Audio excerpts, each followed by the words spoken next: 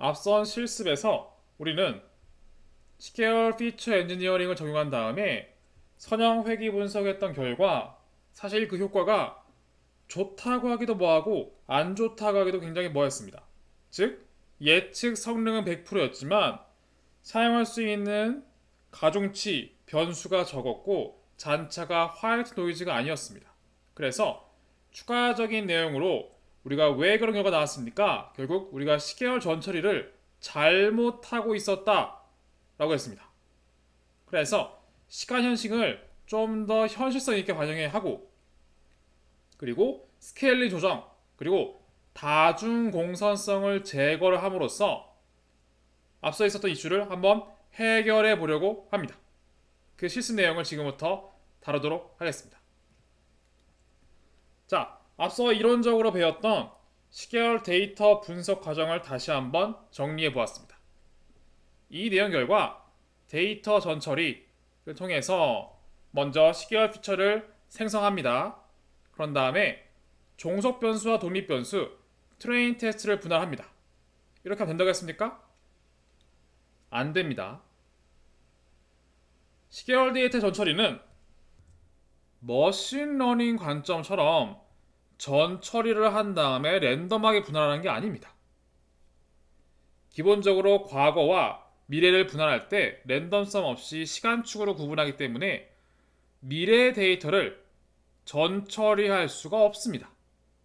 따라서 이렇게 할 경우에는 우리가 미래 시점의 정보를 아는 신의 영역을 침범하는 것이고 과적화 가능성이 있다고 했습니다. 따라서 전처리 후 데이터 분할이 아닌 머신러닝 관점과 달리 분할한 후에 데이터를 전처리해야 된다고 했죠. 따라서 과거와 미래로 분할을 하고 그런 다음에 과거에 대해서 피처 엔지니어링을 하고 이 결과를 사용해서 테스트에 대해서 별도 추정을 해야 합니다. 이 내용을 실습으로 살펴볼 예정이고요. 그리고 종속 변수 y도 전처리가 가능하다. 정상 시계열 변환, 필수는 아니지만 정상 시계열을 변환할 경우에는 예측 성능에 도움이 될 수가 있다라고 설명드렸습니다. 이런 전처리 후에 우리가 모델링을 통해 학습을 하고 예측, 검증, 평가하는 건 모두 동일합니다. 이렇게 해서 시계열 데이터 분석을 다시 한번 정리하였습니다. 자, 앞서 했던 결과를 일단 먼저 정리한 다음에 그 결과를 기반으로 우리가 시계열 전처리를 다시 한번 업데이트하고 그 결과를 다시 한번 비교함으로써 시간현실 반영, 스케일링 조정, 다중 공선성 제거가 어떠한 효과가 있는지 한번 살펴보겠습니다. 분석에 사용할 모듈을 위해서 PRP 업데이트를 하고 그리고 워닝, OS, 판다스부터 넘파이, 매트플랄립, 시본, 사이킨런, TQDM 그리고 모델링 단계의 스텝 모델즈와 사이파이 등 그리고 트렌트 스플릿, 매트릭, 평가라는 매트릭을 가지고 왔습니다. 그리고 우리가 앞선 실습에서 만든 사용자 정의 함수가 많이 있었죠. 단순하게 데이트 타임 형식으로 변환과 프리퀀시 정만 하는 넌 피처 엔지니어링 그리고 그 밖에 다양한 시계열 피처를 생성하는 피처 엔지니어링 함수가 있었습니다. 그리고 크로스 섹셔널 데이터를 분리하는 데이터 스플릿 그리고 타임 시리즈 데이터 분리하는 데이터 스플릿 TS 그리고 예측한 다음에 실제 Y와 예측치를 시각화하고 그리고 검증 함수를 통해서 회귀 문제에 대한 검증, 트레인 테스트 모두 검증 그런 다음에 잔차 진단, 에러 분석을 통해서 실제 시각화와 통계량을 통해서 정상성을 확인할 수가 있었습니다.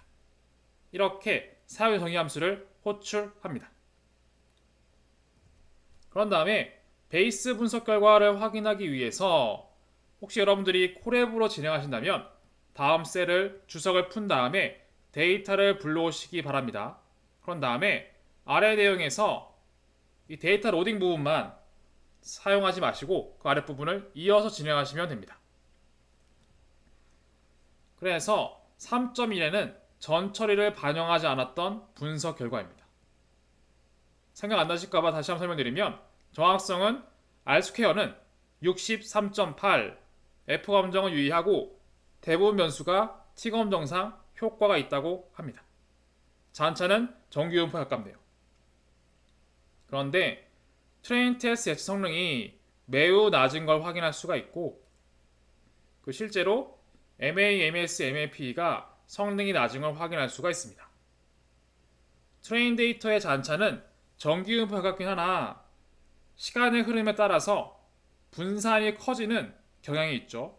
그리고 ACF라에서도 실제로 자기상관이 존재하는 걸 알 수가 있습니다. 따라서 화이트 노이즈도 아니고 정상성도 아닌 걸 확인할 수가 있죠. 통계량은 스킵을 할게요. 자, 테스트 기준 정규분포에 가까운 듯 하나 약간 치우쳐져 있고 실제로 분산이 약간 작아지는 경향도 있죠. 추세도 존재하고 있는 것 같고요. 그리고 ACF 플러스상 자기상관이 존재하는 걸 통해서 테스트 역시 잔차가 화이트 노이즈가 아니고 그리고 정상성이 아닌 걸 알 수가 있습니다. 다음, 우리가 실제로 전처리, 시계열 피처를 모두 반영한 다음에 결과를 보겠습니다. R스퀘어 100%죠. 근데 사용할 수 있는 변수가 3개 정도입니다. 잔차는 정규분포가 아니고요. 그리고 자기상관도 있습니다. 그런데 예측 성능은 트레인 테스트 모두 매우 정확하죠. MA, MS, MAP, 심지어 테스트가 성능이 더 좋습니다. 그런데 잔차는 트레인 기준 정규분포 아니고 등분산도 아니고 오토 코릴레이션은 없네요. 테스트 역시 확인해 봤더니 정규분포긴 하다. 그리고 분산도 일정하다가 보기 어려운 일부 이슈가 있고 자기상관은 존재하는 그래서 마찬가지 화이트 노이즈가 아니고 정상성도 아닌 잔차임을 확인할 수가 있습니다. 자, 그런데 이 성능을 보면 매우 정확했습니다. 이게 무슨 일이지 싶었죠? 그래서 이 결과를 다시 한번 확인하기 위해서 이젠 우리가 이론에서 배웠던 시간 현실을 반영하고 스케일링 조정하고 다중 공선성을 제거해 보도록 하겠습니다. 첫 번째, 시간 현실 반영을 위해서 앞서선 피처들은 전부 다 전처리 후에 구분을 했죠. 이번에는 데이터를 분리한 다음에 실제 트레인드에서 전처리 그리고 이의 추정값을 활용해서 테스트에 반영할 것입니다. 자, 그러면 본격적으로 실습에 앞서 우리가 테스트 기간에 시계열 데이터를 알 수 있을까요? 사실 과거의 패턴이 미래에 반복될 것이라 가정할 수는 있지만 사실 엄밀히 얘기해서 알 수는 없습니다. 가장 좋은 방법은 실제 미래 시점에 도달할 때까지 기다린 다음에 트레인 데이터를 업데이트하고 테스트를 예측하면 되겠죠. 그렇지 않다면 보통은 미래 시점을 하나씩 예측한 후에 예측값 자체를 트레인에 반영해서 그 다음 시점의 테스트를 예측하는 게 좋습니다. 이 방식이 무빙 윈도우 방식으로 한 스텝 한 스텝 업데이트를 통해서 미래값을 예측하는 것이죠. 근데 이 방식은 코드를 구현하기 매우 복잡하기 때문에 저희는 좀 더 심플한 방식을 진행하려고 합니다. 일단 첫 번째 추세 데이터입니다. 추세 데이터를 보니까 2년치를 보니 이렇게 1년치 추세, 2년치 추세 이렇게 흘러가는 거 볼 수가 있죠. 그쵸?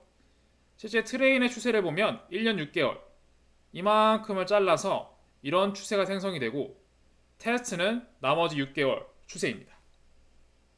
트레인에서 보기 어려운 패턴이죠? 약간 이쪽 부분이 닮기도 합니다. 그렇죠. 그런데 기본적으로 2011년에 7월과 12월 추세가 2012년에도 나타날 수가 있죠. 그렇죠? 그리고 11년의 1월부터 12월이 12년에 반복될 수도 있습니다. 그렇죠? 이 둘 중에 뭘 쓸까요? 무슨 얘기냐면 자, 우리가 이 미래 시점의 추세는 알 수가 없습니다. 그럼 우리는 결국 트레인의 추세 데이터를 활용해서 이 데이터를 변경해야 됩니다. 변경할 때 제가 이 두 가지 가정을 써놓은 이유는 이런 거예요. 가장 쉬운 건 뭘까요? 원래라면 이걸 사용해서 이걸 별도로 모델링을 해서 예측해야 됩니다. 근데 가장 쉬운 건 복사해서 붙여넣는 거예요. 일단 이때 11년의 7월부터 12월까지가 이 추세가 미래에 반복되지 않을까라고 붙이는 겁니다. 또는 애초에 이 1년치를 12년에도 반복될 걸 가정하고 1년치를 통으로 붙이는 거예요. 이 두 가지가 가능하겠죠? 그걸 적어 놓은 겁니다. 그래서 첫 번째 가정으로 7월부터 12월 데이터를 붙일 겁니다. 그러면 다음과 같습니다. 실제로 원래 데이터는 이러한데, 그쵸? 원래 추세는 저희가 여기에서 7월부터 12월 데이터를 그대로 복사해서 여기 덧붙인 거예요. 괜찮아 보이나요? 뭔가 두 개의 산이 있는 것 같은데 세 개의 산으로 바뀐 것 같죠? 좀 이상할 수 있습니다. 보면은 분명히 스무스하게 움직여야 하는 패턴이 2012년 7월부터 무언가 쑥 떨어진 느낌이죠? 약간은 좀 이 방식이 틀렸다라고 보기는 어려운데 조금은 적합하지 않은 느낌이 좀 있습니다. 그래서 이번엔 두 번째 방법을 씁니다. 무엇이냐면 2011년의 추세를 2012년으로 그대로 복사하는 거예요. 물론 원래 정답과 차이는 있을 수가 있지만 그럼에도 불구하고 1년치의 트렌드가 반복되는 게 맞지 2011년의 특정 월만 반복될 거라 가정하는 게 그닥 논리적이어 보이진 않습니다. 그래서 두 번째는 2011년 데이터를 12년에 그대로 복사할 겁니다. 그런데 2012년 데이터를 11년으로 복사하는 경우에는 추가적인 분석이 필요합니다. 무슨 얘기냐면, 자, 2012년 데이터는 8,784개인데 2011년 데이터는 그보다 24개가 적은 8,760개입니다. 왜 그럴까요? 그냥 붙일 수가 없다는 겁니다. 사실은 제가 이 연도를 찾는 이유가 있습니다. 이 연도를 쳐서 우리가 데이터 분석 쓰는 이유는 2012년에는 2월 29일이 존재합니다. 그러나 11년에는 없습니다. 따라서 24개의 포인트 차이가 나죠? 하루치인 거예요. 하루치. 이 데이터가 없는 겁니다. 이 데이터가 12년 2월 29일만 있지 11년은 없는 거예요. 어떻게 해야 될까요? 11년 데이터를 복사하는 건 좋은데 인위적으로 2012년 2월 29일 데이터를 만들어야 합니다. 그렇죠? 그래서 이걸 어떻게 하냐면 실제 이 X 테스트를 보면 이렇게 4,416건인데 이를 복사하는데 이렇게 합니다. 일단 수동으로 반영을 합니다. 일단 복사를 하기 전에 우린 이미 데이터를 트레인과 테스트로 분리해 놓았습니다. 그래서 일단 X 트레인 기간에 있는 1월부터 2월 28일까지 이것을 X 트레인에 2012년 1월부터 28일로 반영합니다. 그리고 X 트레인은 2012년 6월까지 있죠. 그래서 2012년 3월부터 6월까지는 2011년 데이터로 복사하는 겁니다. 그리고 2012년 7월부터 12월은 X 트레인에 그 값이 있습니다. 그래서 동기간에 2011년 데이터를 이렇게 복사하는 것입니다. 그런 다음에 2012년 2월 29일 데이터는 어떻게 만듭니까? 사실 방법은 되게 많습니다. 2011년 2월 28일부터 2011년 3월 1일 사이에 2011년 2월 29일을 만들어서 복사해야 되죠. 별도로 이 사이 값을 추정해도 되고 아니면 그냥 그대로 특정 하나의 값을 지정할 수도 있습니다. 그런데 저는 여기에서 단순하게 2월 28일 마지막 값과 3월 1일 첫 번째 값이 있죠. 이 두 가지입니다. 이렇게 56.48, 56.88 이렇게 있죠. 이 값을 그냥 쉽게 24개의 등분으로 나눕니다. 그래서 하루치의 데이터를 생성하는 거예요. 이런 방식을 일부 내용적으로 봤을 때는 일반적으로 인터폴레이션이라고 합니다. 그리고 파이썬 내부에 인터폴레이션으로 결집값을 채우는 것과 마찬가지로 그런 기능을 지원하기도 합니다. 여기에 저는 수동으로 한번 보여드리고 있습니다. 그리고 가장 좋은 건 2월 28일까지 데이터로 29일을 예측하는 게 좋긴 합니다. 근데 저희는 시간상 심플하게 진행합니다. 그래서 일단 전체 2월 28일 마지막과 3월 1일 첫 번째 값을 24개로 값을 구분을 하고 실제로 하나씩 스텝마다 반영을 해서 24개 값을 반영하는 것입니다. 그래서 그렇게 반영된 xtrain 값을 보면 이렇게 나오죠. 이렇게 xtrain의 2012년 2월 29일 데이터는 이렇게 스텝으로 만든 데이터 포인트를 그대로 반영했기 때문에 이를 실제로 2012년 데이터를 확인해 보면 2012년 2월 28일부터 3월 1일 사이에 이렇게 값이 채워져 있는 걸 확인할 수가 있습니다. 이게 정답 아닙니다. 제가 아주 심플하게 그냥 해본 겁니다. 그런 다음에 실제 xtrain의 카운트 트렌드 추세를 확인해 보면 개수가 몇 개인지 확인할 수가 있죠. 자, 그런 다음에 실제 이러한 방식을 사용해서 두 번째 가정 2011년 데이터를 12년에 붙이는 케이스로 데이터를 결합할 때 추세가 어떠한지 한번 보겠습니다. 그래서 원래 데이터 프레임 전체에 대한 추세와 그리고 xtrain의 추세, xstat 추세를 한꺼번에 그린 겁니다. 그랬더니 원래는 다음과 같았는데 우리가 미래 시점의 추세를 아는 거는 말이 안 되죠. 그래서 이렇게 2011년 추세를 2012년에 붙여서 좀 더 스무스하게 움직이도록 아주 심플하게 구성했습니다. 자, 그래서 이걸 함수화했습니다. 2011년 데이터로 2012년 데이터로 복사하는 Feature Engineering Year Duplicate라는 변수명으로 만들었습니다.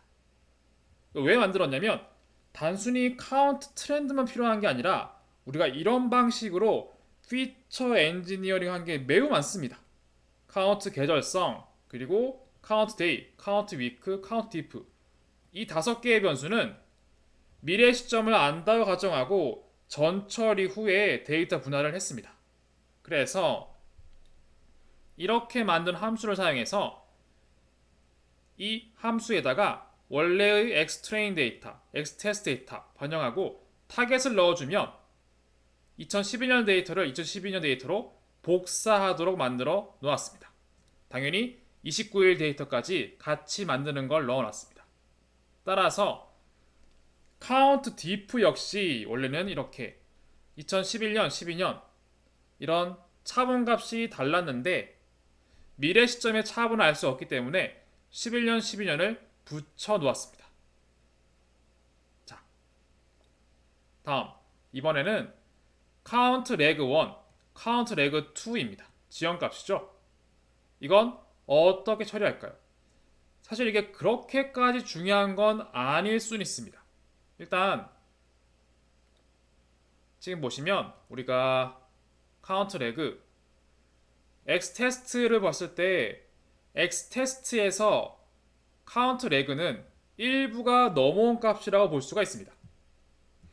물론 우리가 xtrain의 데이터를 테스트에 반영하기 위해서 레그 값으로 넘기는 가정을 통해 사용할 수 있지만 기본적으로 데이터를 분할한 다음에 이렇게 넘기는 것은 올바른 전처리 방식이 아닐 겁니다. 그렇죠? 왜냐하면 이 xtest에서 테스트의 카운트 레그가 여기 있죠? 이 두 개 값. 이 값들은 152랑 172, 152 이 세 개 값은 과거값이에요. 넘길 수 있지만 올바르게 하려면 트레인 테스트 먼저 분리되어 있습니다. 이건 그냥 결측치인 거예요. 레그를 통해서. 따라서 올바르게 하려면 테스트에서 이 데이터 사용해서 결측치를 채우는 게 좀 더 합리적일 겁니다. 그렇죠? 그래서 종속 변수 y 테스트에서 지연 처리 후에 NaN이 생기죠? 그럼 이 NaN 값을 트레인에서 채우는 게 아니라 거꾸로 테스트에서 거꾸로 해서 백워드 필 방식으로 채우는 게 좀 더 맞습니다. 그래서 아래 내용에서는 y 테스트를 시프팅한 거 한 번 시프팅, 두 번 시프팅 이 한 값이 테스트에 들어가 있는데 이거를 NaN 결측치 생긴 건 백워드 필로 채우는 방식으로 재구성해 보았습니다. 그래서 이것을 함수로 만든 게 다음과 같습니다.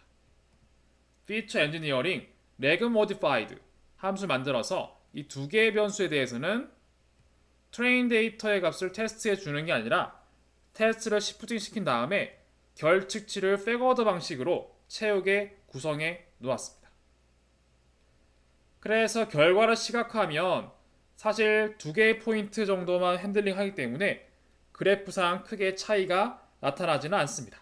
하지만 로직상 어떻게 진행했는지 여러분들이 충분히 잘 이해하셨을 거라 생각합니다. 자, 그래서 우리의 시간 현실을 반영하는 데이터 전처리, 좀 더 올바른 데이터 전처리는 다음과 같이 두 개의 함수를 만드는 것으로 완료되었습니다. 그래서 원래 데이터 분석 내용에서 데이터 로딩, 전처리 다음에 데이터를 분리하고 나서 다시 전처리합니다. 리얼리티 관련. 그래서 11년 데이터를 12년으로 단순하게, 너무 단순하죠? 그냥 붙여버렸습니다. 붙여버렸고 그리고 테스트 결측치를 테스트 사용해서 채웠습니다. 이것만 달라진 것 뿐입니다. 원래 코드입니다. 원래 코드에서 지금 제가 샵을 많이 쳐놓은 이 리얼리티 부분만 추가된 겁니다. 그런 다음 회귀 분석, 검증, 에러 분석한 겁니다. 한번 결과를 볼까요? 자, R2가 떨어졌네요. 드디어 100%가 아니라 90.9가 나왔습니다. F가 검정 여전히 유의하고요. 그리고 개수를 볼까요? 24개 중에 유의한 게 몇 개인지 보겠습니다. 유의 수준이 0.05 기준. 하나, 둘, 셋, 넷, 다, 여, 일곱, 여덟, 아홉, 열, 열하나, 열둘, 열셋, 열넷, 열다섯. 엄청나지 않습니까? 앞서 봤던 결과에서는 전체 중에 3개밖에 못 썼습니다. 그런데 단순하게 진짜 이렇게 되나 싶을 정도로 2011년 데이터를 12년으로 단순 복사밖에 안 했어요. 그랬더니 무려 13개가 24개 중에 반 이상이 유의한 영향이 있는 변수로 책정됐습니다. 그리고 잔차도 정교분포에서 앞에 케이스 대비 그렇게 많이 동떨어지지 않는 모습을 확인할 수가 있고 자기 상관도 좀 더 줄어든 수치입니다. 이 해석은 통계량 해석이니까 여러분들이 별도로 해보시기 바랍니다. 그런 다음에 실제 트레인과 테스트를 예측해 보았습니다. 매우 단순하게 시간 현실 반영했는데 트레인도 나쁘지 않죠? 잘 맞춘 편입니다. 그리고 앞서서는 트레인보다 테스트 성능이 좋았는데 이제는 테스트 성능이 다소 떨어진 걸 볼 수가 있죠. 이게 원래 현실적인 모습입니다. 트레인보다 테스트가 잘 맞을 수는 없습니다. 그쵸? 그래서 실제 MA, MS, MFP를 봐도 트레인보다 테스트가 성능이 더 떨어진 걸 확인할 수가 있습니다. 자, 수치상 MA 기준 트레인 테스트의 평가 함수는 27, 113이 나왔네요. 그리고 이번엔 잔차를 보겠습니다. 잔차.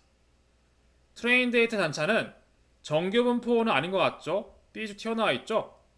커터시스가 매우 높은 모습을 보이고 있습니다. 그리고 실제 잔차의 분산을 확인해 보니까 분산이 작아지다가 커지는 모습이죠. 등분산은 아닙니다. 아마도 이 시점이 2012년이 될 겁니다. 그렇죠? 그럴 것 같습니다. 그리고 자기 상관을 봐도 그래도 많이 작아졌죠. 많이 작아진 모습을 보입니다. 그렇죠? 테스트 마찬가지 그림만 보면 정규분포는 아니고 등분산도 아니네요. 자기 상관은 매우 낮아진 경향을 보이고 있습니다. 자, 아직 화이트 노이즈까지는 아니지만 그래도 어느 정도 일반성이 있는 모습인 것 같지 않습니까? 자, 앞의 결과를 다시 한번 보면 이랬습니다. 트레인의 경우에 잔차가 정규분포 매우 아니었죠. 등분산 매우 아니었습니다. 자기 상관 없었죠. 뭐 말이 이상하잖아요. 그렇죠? 화이트 노이즈가 아닌데 기본적으로 정규분포도 아니거나 등분산도 아니거나 자기 상관이 있거나 이래야 되는데 자기 상관도 없었어요. 그리고 또 하나, 이 수치 하나, 이거 제가 이렇게 얘기했죠. 이거 이상치인가요? 첫 번째가 빼고 다시 할까요? 이런 얘기 했었죠. 굳이 그럴 필요 없습니다. 이 첫 번째 값 때문에 이런 그림이 나왔는데 이건 이상치가 아니었습니다. 올바른 값인데 모델링 그리고 전처리가 잘못되어서 발생한 값입니다. 그래서 이것은 첫 번째 값이 왜 틀렸지? 이걸 빼고 트레인 테스트 할까? 그럴 필요 없어요. 바로 우리가 너무 단순하지만 좀 더 합리적인 반영을 했더니 자연스럽게 트레인의 분포가 극단값 없죠? 이상치 없습니다. 첫 번째 값 잘 맞았죠? 그런 거 전혀 없습니다. 정규분포 아니고 등분산도 아니고 자기 상관도 있는 전형적인 일반적인 그리고 일관된 결과를 보이고 있습니다. 그렇죠? 그래서 이런 방향이 훨씬 현실성 있는 모습인 겁니다. 그리고 이를 통해서 성능 비교의 결과를 보면 아래와 같습니다.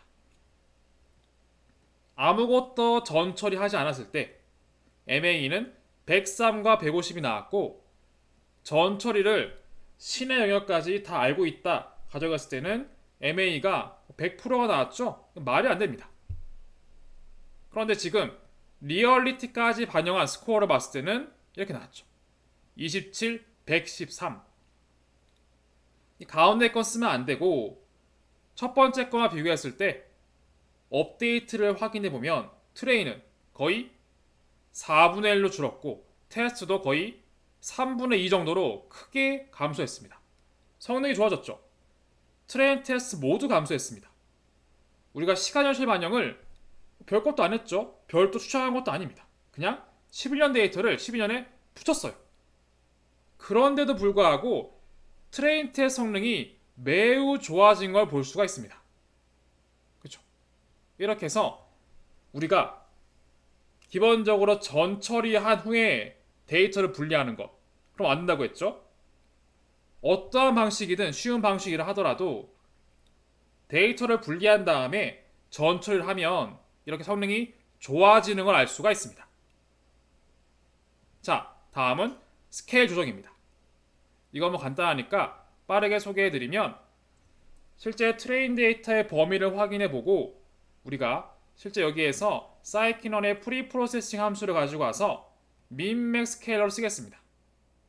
이걸 사용해서 트랜스폼 시키고 X 트레인 데이터 만들 수가 있습니다. 그렇죠? 이렇게.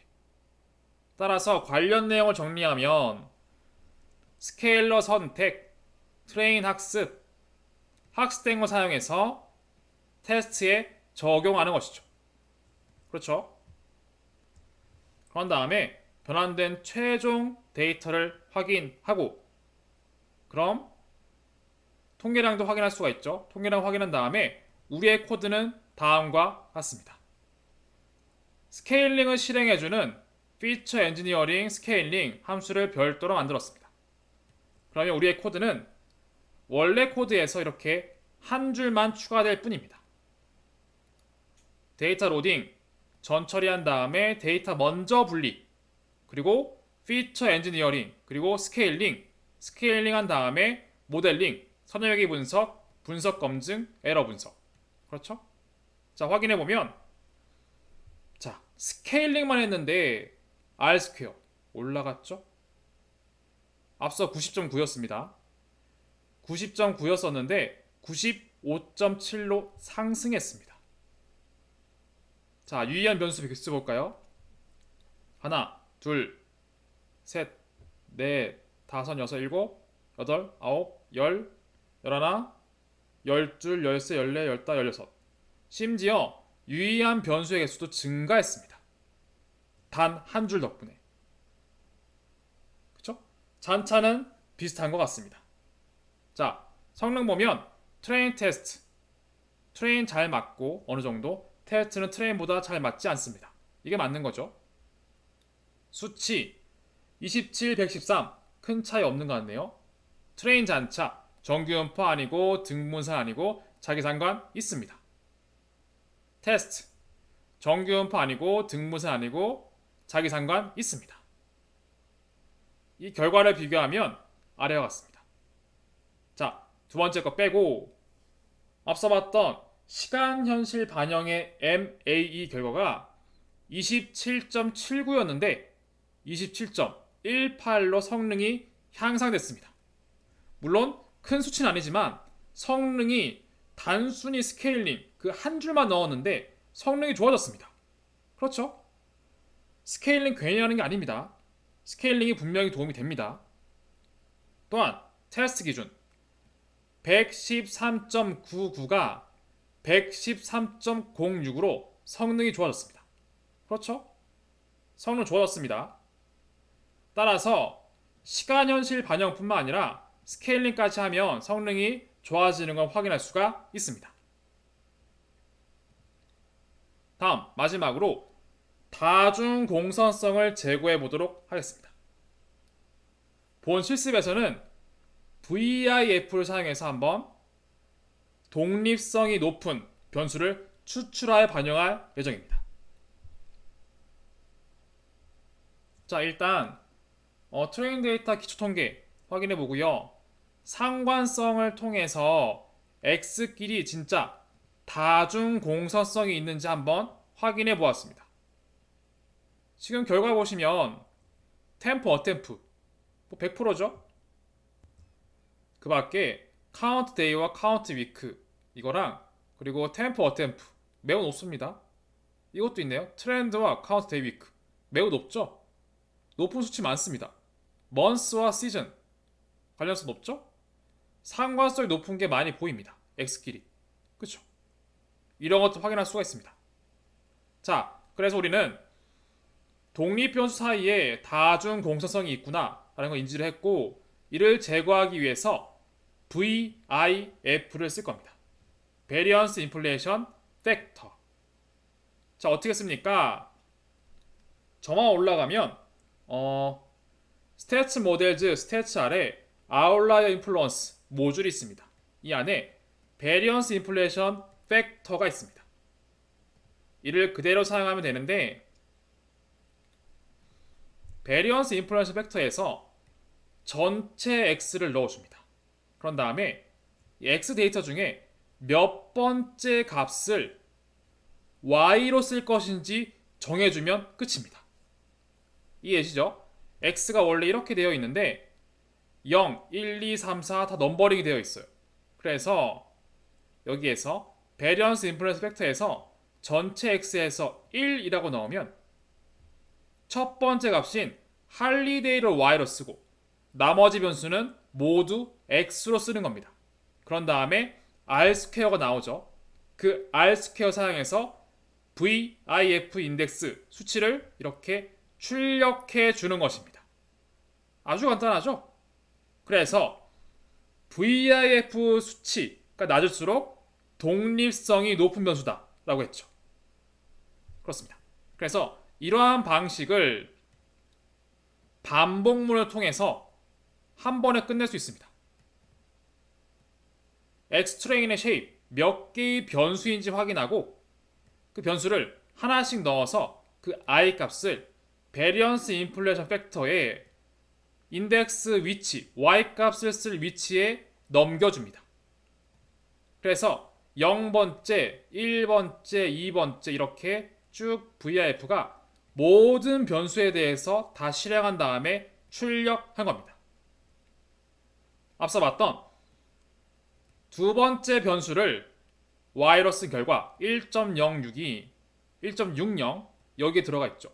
동일한 거 볼 수가 있습니다. 그래서 0번째, 1번째, 2번째, 3번째 모든 변수에 대한 결과가 나온 겁니다. 그래서 제가 이 결과를 별도의 데이터 프레임으로 만들어서 정리한 다음에 오름차순으로 정리했습니다. 왜냐하면 VIF 팩터가 낮을수록 그 변수는 독립성이 높은 변수이기 때문입니다. 그래서 봤더니 독립성이 높은 변수는 카운트 디프, 할리데이. 그런데 독립성이 낮은 변수는 템프, 어템프. 어디서 봤죠? 여기서 봤죠. 매우 높죠, 상관성이. 알아서 이렇게 골라집니다. VIF에서. 그래서 이렇게 출력된 결과상 독립성이 떨어지는 변수는 이런 변수가 맞는 것 같습니다. 그렇죠? 자, 그래서 우리는 VIF를 사용해서 독립성이 높은 변수부터 독립성이 떨어지는 변수까지 나열할 수가 있었습니다. 그렇죠? 자, 그럼 전 뭐는 할 거냐면은 이 중에서 이렇게 만들어진 결과를 사용해서 이렇게 피처 중에서 10개의 독립 변수만 추출해 보려고 합니다. 왜냐면 전체 24개 중에 독립성이 높은 10개 변수가 무엇인지 알고 싶기 때문입니다. 그래서 우리의 코드를 정리하면 다음과 같습니다. 제가 Feature Engineering X by VIF Variance Influence Factor를 통해서 X를 선택한다 라는 뜻입니다.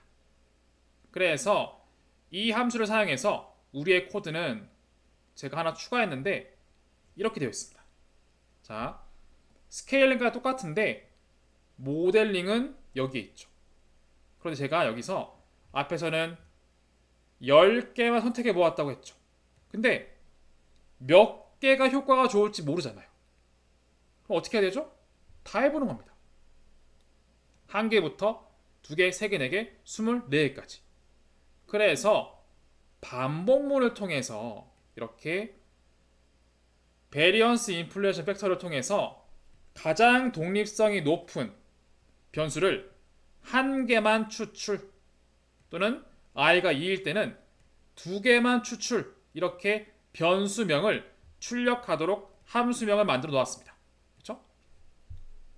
오름차순 후에 10개면 여기 10이 들어가죠? 10이 들어가서 10개의 피처 이름만 출력됩니다.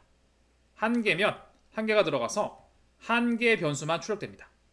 이렇게 내가 원하는 독립변수의 개수만큼 컬럼 이름을 추출한 다음에 이걸 그대로 반영해서 트레인 테스트의 변수를 줄여버립니다.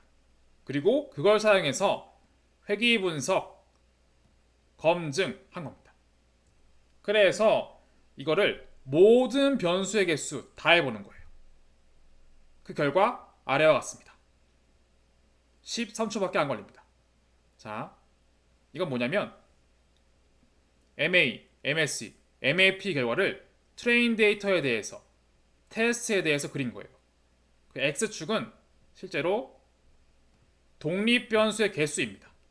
그래서 1개일 때부터 시작해서 24개까지 다 반영한 거예요. 이해되시죠? 그럼 이 결과를 보시면 어떻을지 한번 보세요. 자, 일단 MA부터 볼까요? 파란색. 처음에 1개만 넣으면 MA가 뭐 1 가까이 나오죠? 그렇죠? 근데 2개, 3개, 4개 하다가 한 4개 넘어가니까 줄어들죠. 성능이 좋아집니다. 그러다가 한 10, 하나, 둘, 셋, 13개부터는 그대로죠. 그렇죠? MSE, MAP 둘 다 마찬가지입니다. 감소하다가 13개부터는 일정한 거 볼 수 있습니다. 이 무슨 얘기일까요? 쉽게 얘기하면 우리는 열과 성을 다해서 피처를 만들어서 24개 넣었어요. 근데 이 결과는 13개면 돼. 또 11개 왜 만들었냐? 필요도 없는 거. 도움도 안 돼. 혹은 이 11개는 어찌 보면은 독립된 변수가 아니라 종속성이 높은 변수일 수도 있습니다. 굳이 넣을 필요가 없는 변수인 거예요.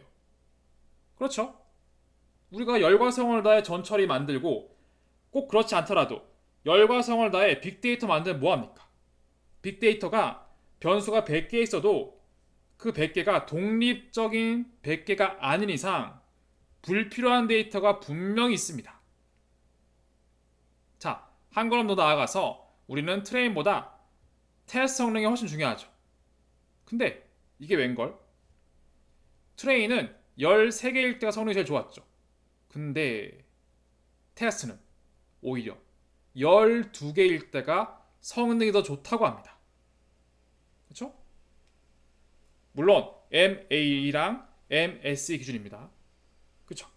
그래서 저는 이 결과를 통해서 최종적으로 이렇게 마지막으로 멀티 코리니얼리티 정리합니다.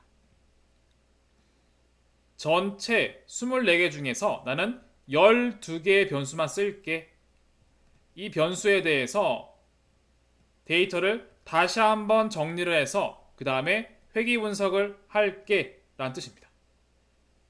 그래서 이렇게 우리의 코드는 그대로인데 리얼리티 스케일링 다음에 멀티 코 리니얼리티까지 반영이 되었습니다.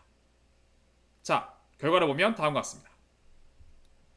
R스퀘어 0.86입니다. 86.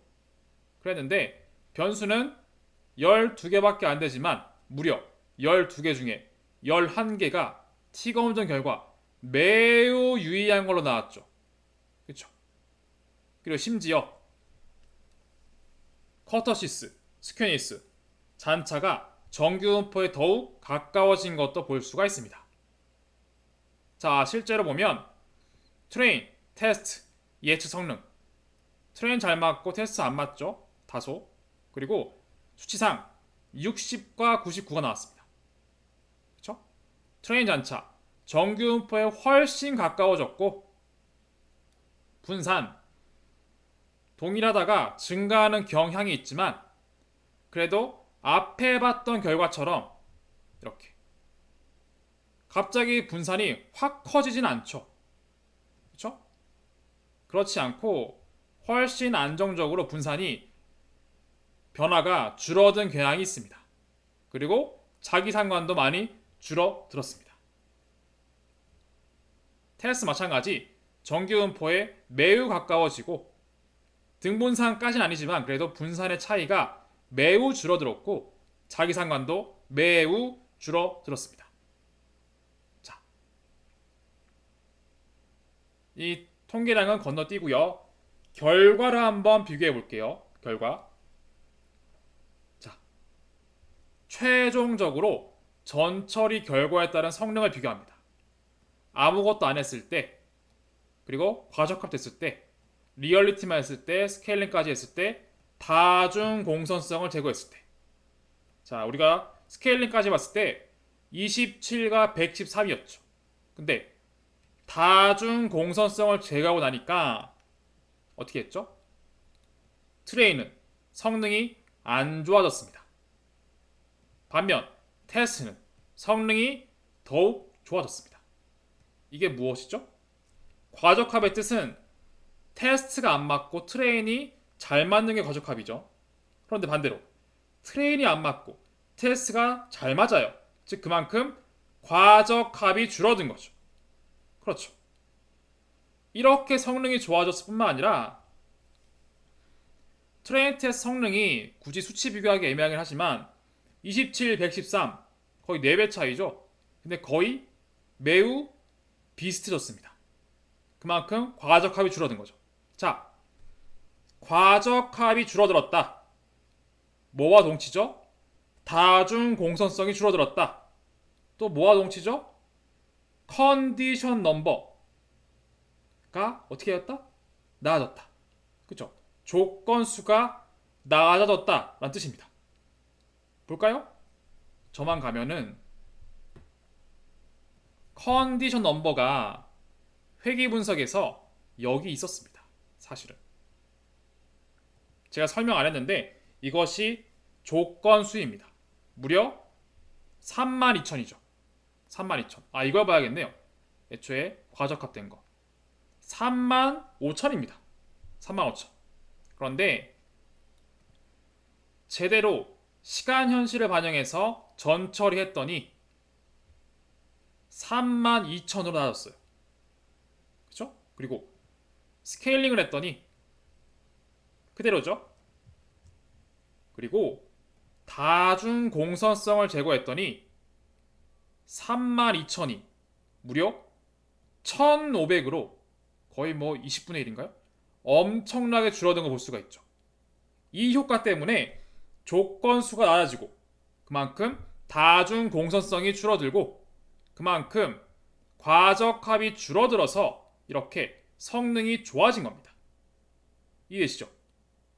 이것이 우리가 제대로 데이터 분석을 한 거예요. 첫 번째 예측가, 트레인 예측가 그 이상치 아니죠. 애초에 모델링 전처리가 잘못된 겁니다. 자, 그리고 전처리 결과에 따른 적합력을 비교해 보겠습니다. R스퀘어 먼저 보면 R스퀘어가 0.64, 0.91, 0.96, 0.86 R스퀘어가 맞는 건 아닙니다. 그쵸? 0.96이 제일 높긴 하지만 다중 공선성을 줄임으로써 R스퀘어는 손해를 봤네요. 그렇지만 테스트 예측력은 제일 좋습니다. 그쵸? F검정 모두 유의합니다. ARC, BRC 낮을수록 좋은데 이 세 번째가 좋긴 하네요. 그쵸? 이런 것도 확인할 수가 있습니다. 그리고 마지막으로 개수에 대한 비교입니다.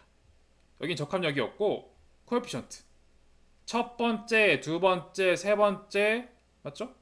결과 비교 네 번째 네 개 결과를 보면은 실제로 각 개수가 어떻게 달라지는지 볼 수 있습니다. 아무것도 안 하면 이러한 수치가 나오는데 이렇게 리얼리티 반영했더니 이런 수치가 나오고 그리고 스케일링 했더니 이런 수치가 나오고 그렇죠? 마지막 공선성 제거하니까 변수가 줄어들어서 일부 변수에만 이렇게 수치가 나오고 있습니다. 자, 그럼 우리는 결론적으로 언제까지 어떻게 해야 됩니까? 뭐 언제까지 어떻게 합니까? 무슨 얘기냐면 마지막에 봤던 이 가중치를 보고 여러분들이 나왔네, 끝이네 라고 하시면 안 돼요. 실제로 이 수치를 보시면서 이게 맞는가 비즈니스적으로 검증해야 됩니다. 예를 들어서 양수, 음수, 양수로 나온 게 맞는가, 음수로 나온 게 맞는가, 수치는 이 정도 작은 게 맞는 것인가, 큰 게 맞는 것인가, 그렇죠? 이걸 판단해야 됩니다. 여전히 끝난 게 아닙니다. 그래서 어떻게 해야 됩니까?를 제가 넣어 놓은 거예요. 그래서 지금 저희는 과적합도 줄였고 성능도 좋아졌고 그쵸? 괜찮아졌습니다. 그런데 개수, 가중치를 봤을 때 이게 리즈너블 한 것인가? 당연히 여러분들이 검증해 보아야 합니다. 그리고 여전히 끝난 게 아닙니다. 지금 제가 이 리얼리티 반영 매우 간단하게 했죠? 사실 이거 정교하게 한 게 하나도 없습니다. 여러분들에게 이게 지금 디테일이 중요한 게 아니라 흐름을 이해시키는 거기 때문에 제가 자세하게 굉장히 어렵게 하지도 않았습니다. 그렇지만 우리의 방향은 결국 모든 성능 평가 또는 검증 지표들이 높고 그리고 개수 또는 가중치도 충분히 현실성 있게 나올 때까지 계속 반복해야 합니다. 그리고 또 하나 안 했죠. 독립 변수만 전처리했죠. Y는 정상성으로 만들지도 않았습니다. 그렇죠? 이것도 어떻게 할지 보셔야 합니다. 이런 것들 확인을 통해서 결국 이 두 가지 제가 여러분들에게 숙제로 전달 드리는 겁니다. 그리고 이런 방식을 계속 진행하면서 아래 보시는 잔차 진단을 하는 겁니다.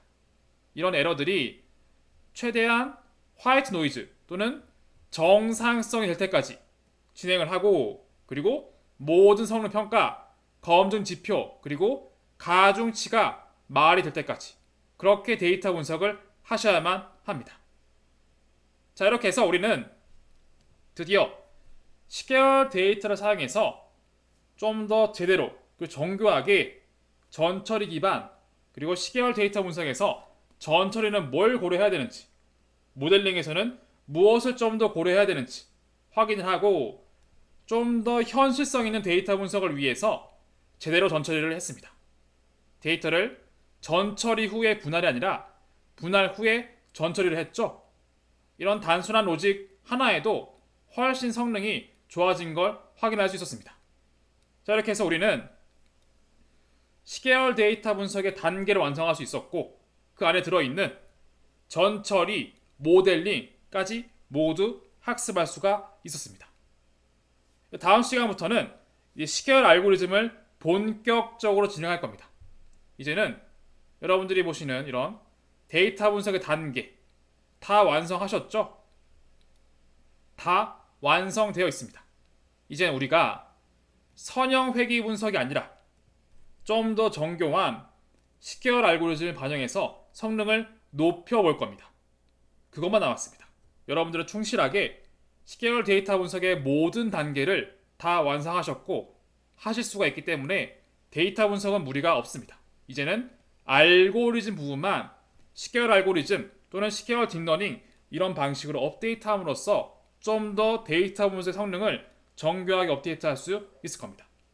이렇게 해서 10개월 데이터 분석에 대한 개괄, 데이터 분석의 완성 마치도록 하겠습니다.